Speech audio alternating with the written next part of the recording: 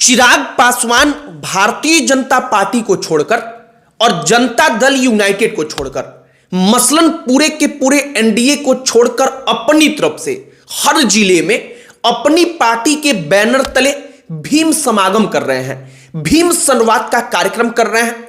और चूंकि नाम से आपको प्रतीत भी हो रहा होगा कि ये दलितों को, महादलितों को एकजुट करने के लिए सब कुछ हो रहा है।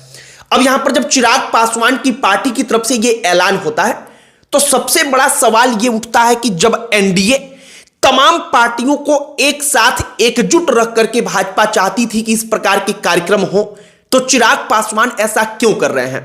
हम इसी का जवाब आपको देंगे कि कैसे रामविलास पासवान के बेटे अपने पिता का वो सपना पूरा करना चाहते हैं जो रामविलास पासवान नहीं कर पाए। रामविलास पासवान के पास कहा जाता है कि एकाध बार मौका आया, लेकिन उस मौके को वो भुना नहीं पाए और रामविलास पासवान कभी मुख्यमंत्री नहीं बन पाए। लेकिन चिराग पासवान कैसे अपनी कुटिलता से, जो भारतीय जनता पार्टी है, जो भारत की सबसे बड़ी पार्टी है, केंद्र में जिसकी बदौलत चिराग पासवान मंत्री बने हैं, वो उसको तक भी आंख दिखा दे रहे हैं। और चिराग पासवान आखिरकार यह सब कुछ कैसे कर पा रहे हैं। हमने सोचा कि आपको जरा इसके बारे में बताया जाए कि आखिरकार 2025 तो बीत रहा है, लेकिन चिराग पासवान 2025 में ऐसा इंपैक्ट क्रिएट करना चाहते हैं, अपनी पहचान के साथ ऐसा वोट बैंक खड़ा करना चाहते हैं जो साल 2030-2035 में उनको सीएम पद की रेस में लाकर खड़ा कर दे। आगे आपको सब कुछ बताएंगे, लेकिन आगे बातचीत करने से पहले हमारा नमस्कार स्वीकार करिए। हमारा नाम मोहित कुमार सिंह है। दो तीन अलग अलग प्रकार की चर्चाएं चल रही हैं। एक चर्चा चल रही है कि प्रशांत किशोर और चिराग पासवान के बीच अंडर टेबल डील चल रही है। अंडर टेबल डील का मतलब कि कोई ना कोई बातचीत हो रही है, और यह बातचीत 2025 को लेकर नहीं, बल्कि इसके बाद आने वाले चुनाव को लेकर। अब आपके मन में सवाल आएगा कि चिराग पासवान 2025 विधानसभा को छोड़कर आखिर अगले विधानसभा पर फोकस क्यों करेंगे। तो इसका जवाब आप सुनिए। चिराग पासवान बखूबी जानते हैं कि इस विधानसभा में जो चुनाव होने वाला है 2025 का, इसमें केवल उनको साबित करना है अपने आप को कि हां, हम जो है वो बेहतर हैं और कैसे हमारे साथ एक बड़ा धड़ा वोट बैंक का खड़ा है। और चिराग पासवान इस बात को अगर साबित कर पाएंगे तो चिराग पासवान की राजनीति में बिहार की पकड़ बढ़ेगी, और गंभीरता जो चिराग पासवान की राजनीति है, उस राजनीति को लोग जो है, जनता आम जो है, वो और अधिक गंभीर लेगी। चिराग पासवान इसी तैयारी में है। जो बड़ा ऐलान किया जाता है, आप जरा वो समझिए।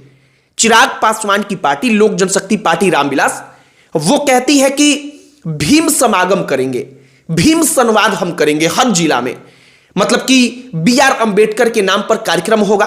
उस कार्यक्रम में क्या क्या डिमांड होगा, आप जरा वो भी जान लीजिए। डिमांड ये होगा कि जो प्राइवेट सेक्टर है, निजी क्षेत्र, उसमें रिजर्वेशन दिया जाए, आरक्षण दिया जाए। इसके अलावा दलितों को एकजुट किया जाए। इन तमाम मुद्दों के साथ यह सब कुछ होगा, और चिराग पासवान हर जिले में जाएंगे। मतलब कि बड़ी तैयारी चल रही है। और सबसे खास बात कि यह कार्यक्रम एनडीए का नहीं है, मतलब कि भारतीय जनता पार्टी, जनता दल यूनाइटेड, जीतन राम मांझी, इन तमाम लोगों से अलग हटकर चिराग पासवान यह सब कुछ कर रहे हैं। अब शायद आपको समझ में आ रहा होगा कि चिराग पासवान अपनी स्वतंत्र पहचान बनाने के लिए यह सब कुछ कर रहे हैं। बाकी अब बिहार के पॉलिटिक्स में अगर आप गौर करेंगे तो चिराग पासवान हर कुछ दिन के बाद, जब शायद उनको लगता है कि ना, हमारे ऊपर इतनी गंभीरता एनडीए के अंदर अब नहीं है हमको लेकर के, तो चिराग पासवान एक बार इस बात का अल्टीमेटम इशारे में दे देते हैं कि हमारे पास रास्ता है और हम एकला चलने की हिमाकत कर सकते हैं। और 2020 में हर कोई जानता है कि जब वो अकेले चले थे तो क्या हुआ था। एक और कहानी की चर्चा बड़ी तेज है।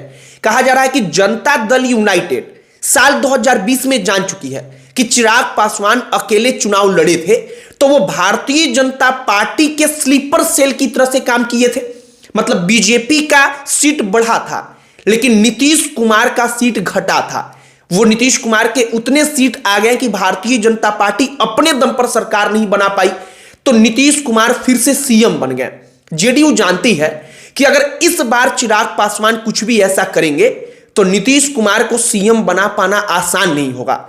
और कहा जा रहा है कि चिराग पासवान जब जब कुछ ऐसा बोलते हैं तो भारतीय जनता पार्टी का दिल धड़कता है, क्योंकि उसको लगता है कि जनता दल यूनाइटेड के मन में हमको लेकर के गलत संदेश जाएगा।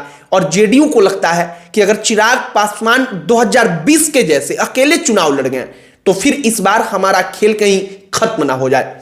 बाकी अब चिराग पासवान के पॉलिटिक्स के बारे में कहा जा रहा है कि रामविलास पासवान का सपना रहा, लालू प्रसाद यादव वो सीएम बन गए, लेकिन रामविलास पासवान नहीं बन पाए। नीतीश कुमार जो रहे वो सीएम बन गए, उस दौर के बड़े नेताओं में शुमार, लेकिन रामविलास पासवान नहीं बन पाए। और रामविलास पासवान का जो सपना था जो अधूरा रह गया, चिराग पासवान चाहते हैं कि वो पूरा करे। एक और बात है, चिराग पासवान बखूबी जानते हैं कि उनके पिता रामविलास पासवान की तरह अगर पिछलग्गू बनकर के हम घूमते रह गए बड़ी पार्टियों के, तो यही होगा कि हम केंद्र में मंत्री बनते रहेंगे, जो चिराग पासवान अभी हैं।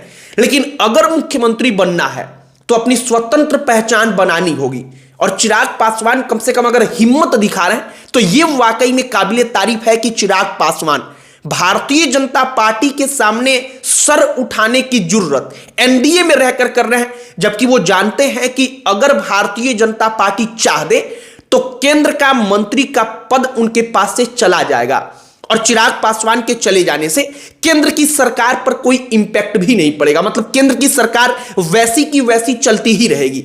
लेकिन फिर भी चिराग पासवान ये हिमाकत दिखा रहे हैं, तो वो जानते हैं कि बिहार में उनका अपना क्या इंपैक्ट है।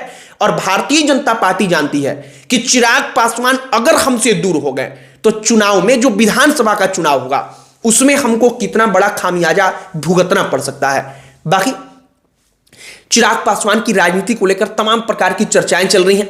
जब ये तमाम कार्यक्रमों को लेकर के चर्चा शुरू हुई तो हमने सोचा कि जरा इसके अंदर की कहानी आपको बताई जाए कि आखिरकार चिराग पासवान वाकई में चाहते क्या हैं।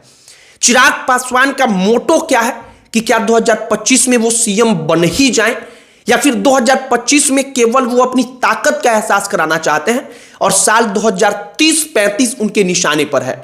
शायद आपको समझ में आया होगा कि 2025 में चिराग अपने पावर को दिखाना चाहते हैं कि आखिरकार बिहार के पॉलिटिक्स में उनकी पकड़ कितनी तगड़ी हो रही है, और स्वतंत्र पहचान बनाना चाहते हैं कि उनकी पार्टी की पहचान के नाम पर वोट मिले, ना कि वो भारतीय जनता पार्टी के साथ हैं, जेडीयू के साथ हैं, एनडीए में है तो इस नाम पर उनको वोट मिले।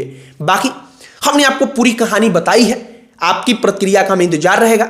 आपकी क्या राय है आप कमेंट बॉक्स में लिखकर बताइएगा।